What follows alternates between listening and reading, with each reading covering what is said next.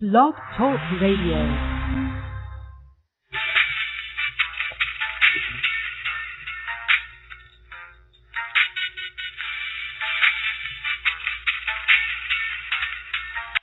Welcome to Showtime Radio Time, everyone. This is TE243, and today we have a special guest. His name is Sam DiAgostino. He is a musician and singer here in town, and he's also my father. What a coincidence. Say hello. Hello, everybody. Pleasure to be here. Thank you, Allison, for inviting me. I appreciate it. So, how long have you played the guitar? Oh, I started playing when I was, I guess, about 17, really. Yeah, right about when I was 17. I didn't get my own guitar till I was more like 21, so. Yeah. But, yeah. I had a big Lennon and McCartney songbook and a big Dylan songbook, and that's what I learned on, was learning their tunes. Sweet, so you learned some Beatles stuff. Yes, I don't remember a single song, but, but I played what I could. Yeah. And this was after Grandpa died? No, this was before Grandpa died, actually. Okay. Yeah. Probably about 5 years before then, or 4 years before then. Anyway. Ah. So what inspired you to be a musician? Well, as you know, I grew up in a family of musicians. Not that we were musicians back then, we became musicians, but my father was very musically minded. And he always played music for us, turned us on to music, the big band era, and Frank Sinatra, the whole Rat Pack crowd that were musicians, Dean Martin, but other things too, Ella Fitzgerald, just a lot of good music. And and plus we would go on long trips with the family.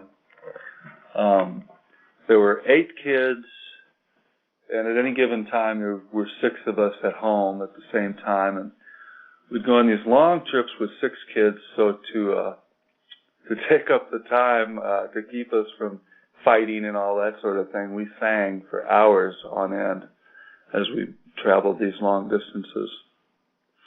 Everything from the Ants Go Marching In to John Jacob Heimer Smith to you name it, even 100 bottles of beer on the wall, stuff like that. So I learned to sing with my siblings at an early age and just kind of kept going. And that still happens today every once in a while. Really? Yeah, sure. Play with John every once in a while, Debbie every once in a while. I figured that. I just wasn't sure how often you guys did it. Not real often, not as often as we used to. It used to be that at least every holiday, Thanksgiving, Christmas, or whatever, we'd get out guitars, or even without guitars, we'd sing a cappella. Yeah, I remember that at Christmas. Mm-hmm. Yeah. So we've gotten a little older and crotchety and grumpy and nuts. So we're just not doing as much as we used to, and partly it's because children don't quite do as much as the adults do these days, so it's kind of fallen off. Well, maybe I can try to help you guys out this Christmas. That's right. Next Christmas when we're all together, you just need to bust out in song. Yeah. So, what's the latest song you've been working on? Well, the latest song really is what you and I worked on. Allison and I worked on a tune. We never did give it a name, did we? Yeah. What's that tune? Let's see. You and I Have Love. You and I Have Love. I think it's a wonderful tune. Yeah. And I've toyed with starting this new tunes, but I haven't got anything concrete. There's a piano player in town that I've become fast friends with, and I didn't know it when we started hanging out, but it turns out he's an exceptional piano player. Better than John? Travis. Well, in some ways. Everybody has their own styles. Yeah. Travis is classically trained, so he can play, just about anything. He can play all kinds of stuff. He plays in a jazz group at Murray's oftentimes, and he plays with a group I just saw at the Roots and Blues Festival called Bokomo Ramble. I forgot about the Very festival. good. He plays with a friend of mine by the name of Brian Craig, BC, and that's called Don't Mind Dying, and it's a heavy blues band. He's exceptional in that. He also plays for ballet classes, which is, of course, very classical and needs to be very precise. Yeah, I imagine ballet classes would need Beethoven and Tchaikovsky. So right. He's quite wide and varied in his experience and his knowledge. He just played a wedding where he played a church pipe organ and had to play a bunch of really tight classical pieces, not your usual wedding march and things like that. So I remember listening to some of that kind of stuff on YouTube once. They're really detailed. Yeah, so he says he wants to play with me, and I'm, of course, very interested in that. And so I've been toying with a couple of different songs, writing something that would be geared towards having a piano accompaniment. Yeah. So. Maybe I could give you some of my songs that I haven't performed. Yeah, absolutely. I've been looking at Allison has given me some of the lyrics and some songs that I had written for a book. Mm-hmm. They were inspired by the book or written for the book. Yeah, for the book. Which I've looked at a little bit. Haven't really spent enough time to get a melody going. Yeah, that's fine. Take your time with that. Of course. Yeah. But I am really excited about writing something. This is a story that's an offshoot of Cinderella, and that's one thing I've been toying with lately is writing tunes along those lines, Disney-esque, or sort of like musical numbers, that type of thing. So that's right down the alley of what I've been enjoying. That would be nice to do with piano and guitar. Mm-hmm. Possibly. Mm-hmm. Yeah. Yes. Very interesting. Mm-hmm. So I'm trying to remember, how long ago did the family move to Columbia? Because I remember at some point we're all from St. Louis. From St. Louis. We all sort of migrated up here for college purposes. Debbie being the first, and so I came up here in '74. Before many of you out there were born, and so Debbie was the first, which make it about 6 years before me. Yeah, she was the oldest, right? Well, Sandy's the oldest, but the oldest to live here in Columbia for any extended period of time. Yeah. And so that would mean it's about 68, which was an exciting time during the 60s revolution, the social revolution, I should say.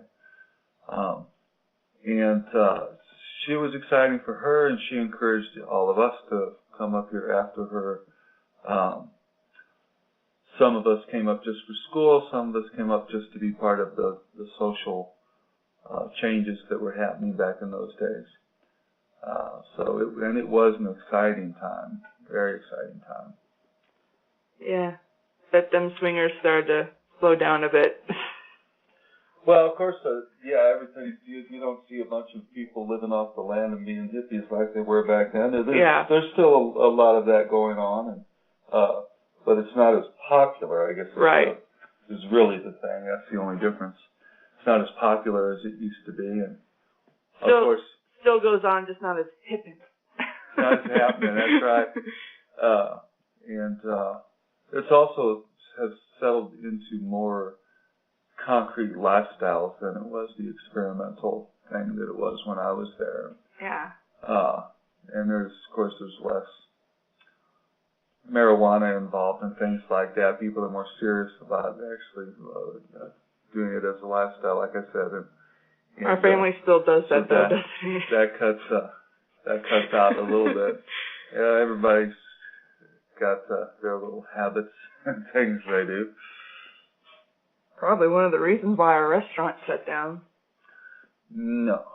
It's not? No, not at all. Okay. Yeah. And if I remember correctly, Grandpa had his family restaurant in St. Louis? He did. He had a couple different restaurants during his lifetime. One back in the 60s. And then later on, again, in the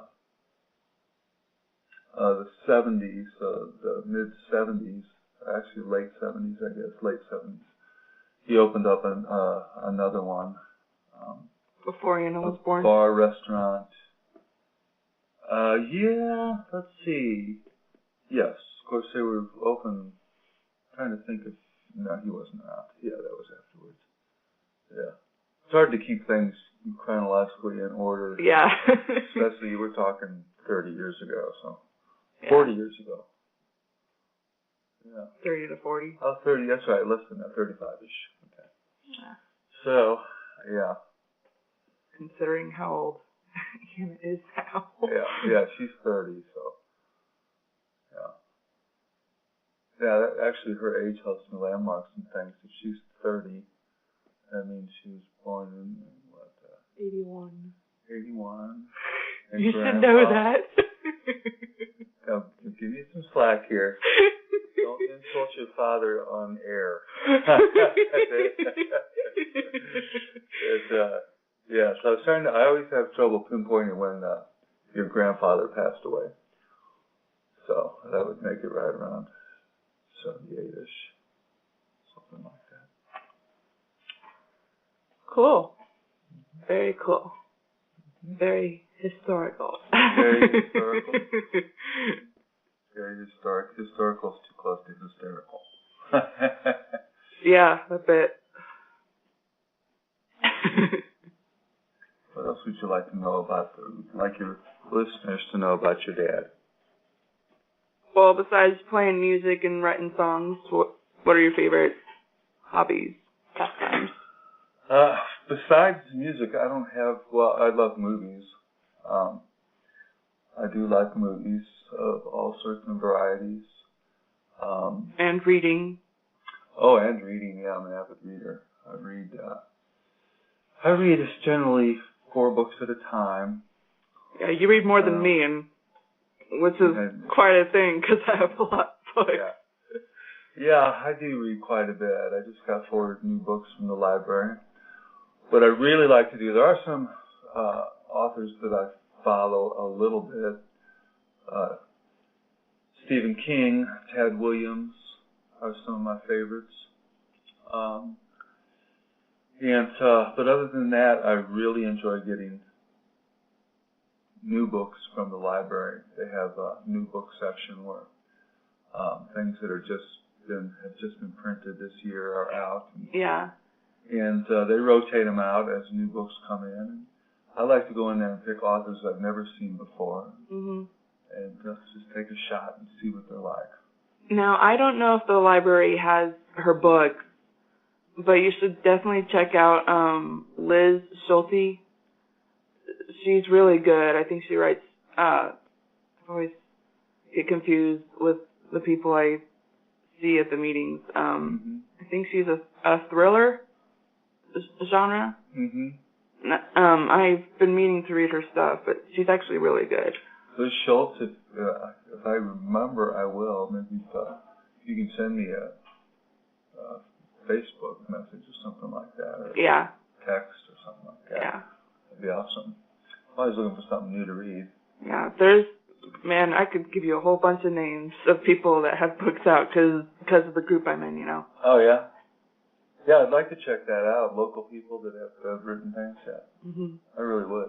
Our group is actually growing because we're like adding people that we know who are writing books or have books published already that are local authors. And there's quite a bit. There's over 30 people in the group now. Oh, wow. See, that's amazing to me. I mean, I don't know why I would think otherwise, because you look at the musicians around town, there's just tons of musicians. Including Ravenwolf. Yeah, including Ravenwolf. And why would there not be writers also? Yeah. It only makes sense. It just amazes me how many writers there are in Columbia, and we don't, show them off as much as we do with musicians. Yeah, right. Right, it's that's an interesting point, actually. Because it's just interesting, like the times I've actually heard about, local authors is when they actually, publish their own stuff at like Kinko's or something. And I only hear that like only once every few years. It'd be interesting. I wonder what you could do to get the public involved with local writers. Yeah. I know I guess you could have readings at bookstores. Yeah, that's true. The question is how many people would come. It's an interesting thought, though.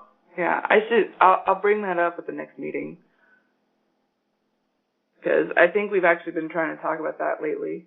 I just haven't got the chance to get to any of the meetings lately. Well, there's a difference between musicians and authors, I would think, in the sense that musicians are generally, they perform, they craft their art in order to perform in front of people. True. Whereas a writer does the exact opposite. They don't craft their art so that they can do public reading. They craft their art so that people can read it.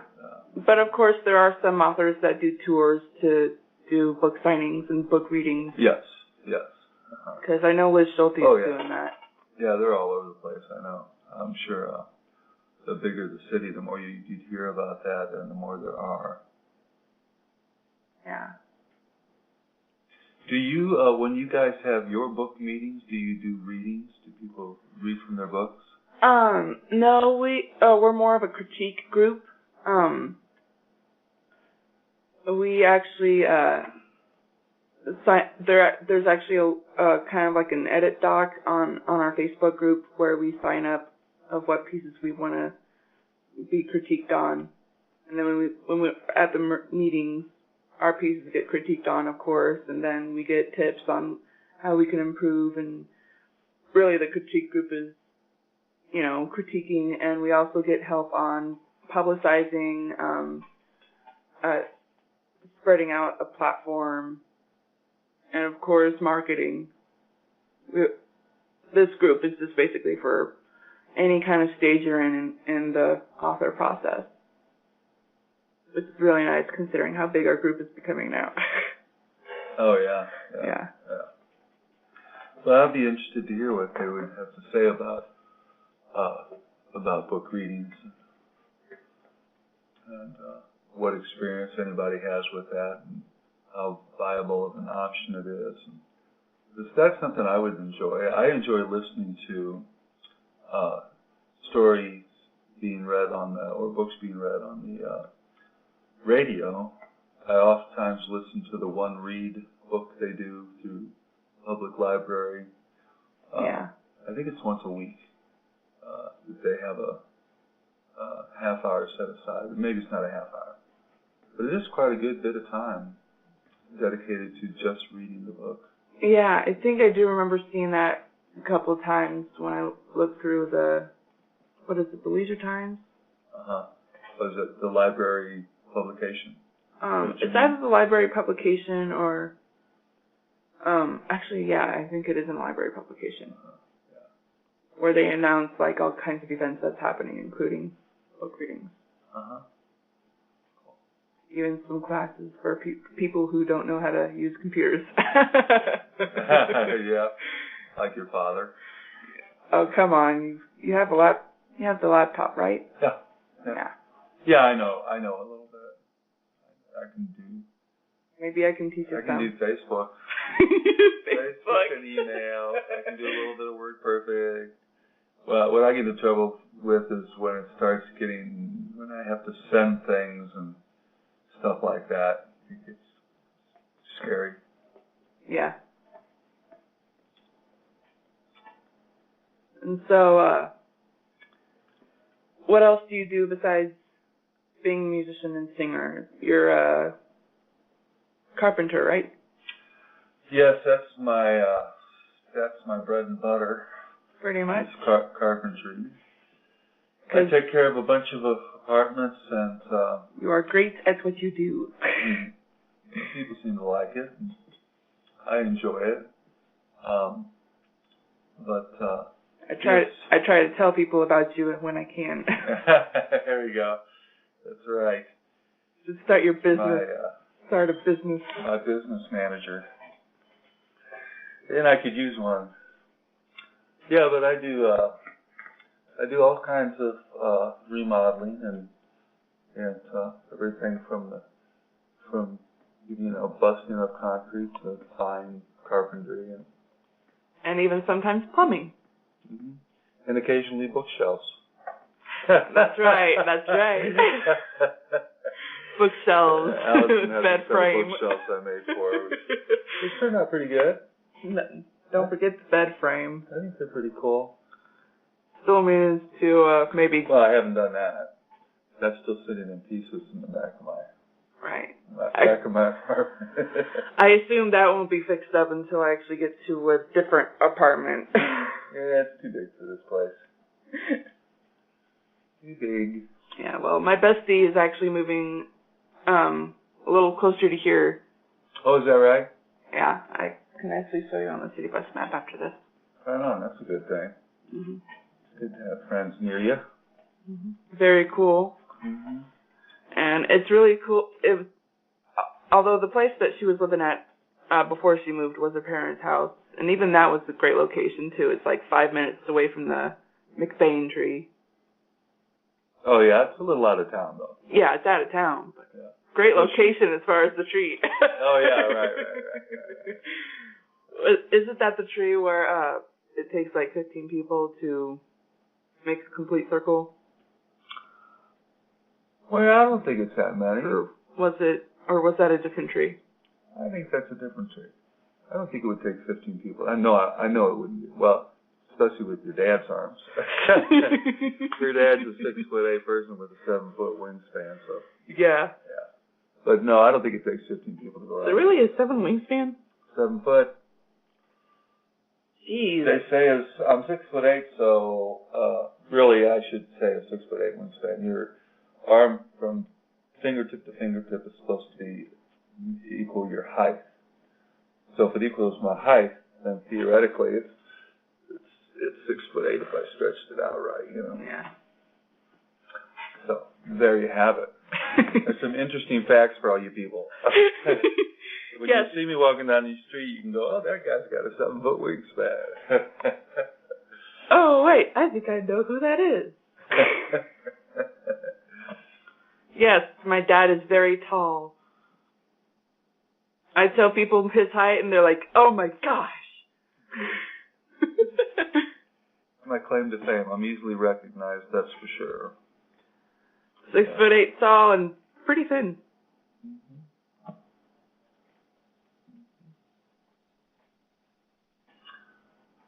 Anything else you'd like your listeners to know about me?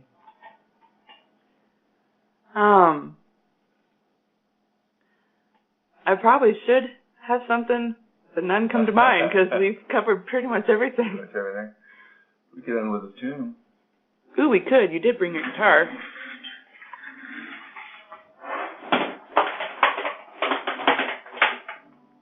We got like about, 6 minutes? Mm-hmm. Oh, your thing came undone. How often does that happen anyways? All the time. Well, we'll end this with a song that Allison and I just did together. Yeah, which I almost have memorized. Seems appropriate, and that's not it. That's not it. Yeah, that's wondering where you are. What we're going to do is we have the words.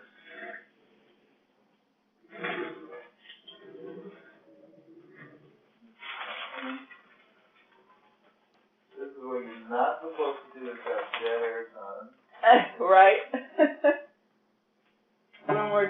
find something. Oh.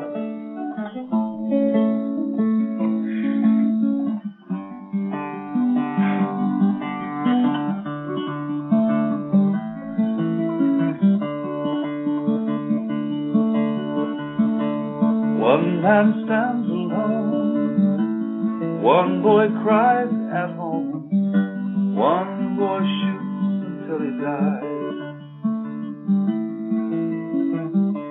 One man, one boy running wild, one man still a child, one girl saves 100 souls. You and I have love, warm arms and guided hearts, driving deep is where it starts. You and I have love, warm arms and guided hearts, barely won, bravely fought. You and I have love. You and I have love.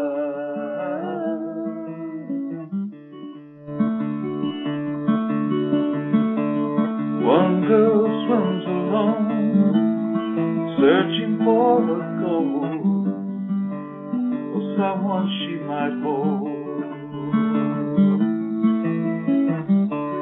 One woman reads her book, worried about her love, in a mirror at the age of old.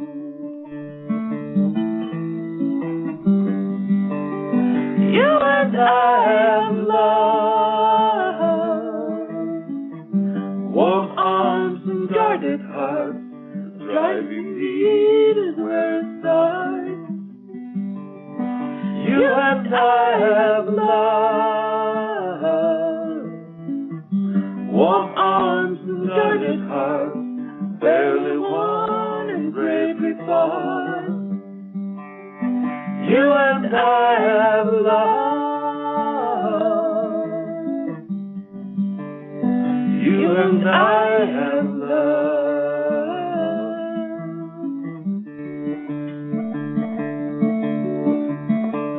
One man laughs out, one man laughs out loud, one boy talks. I forget that. One knew when the jokes will start.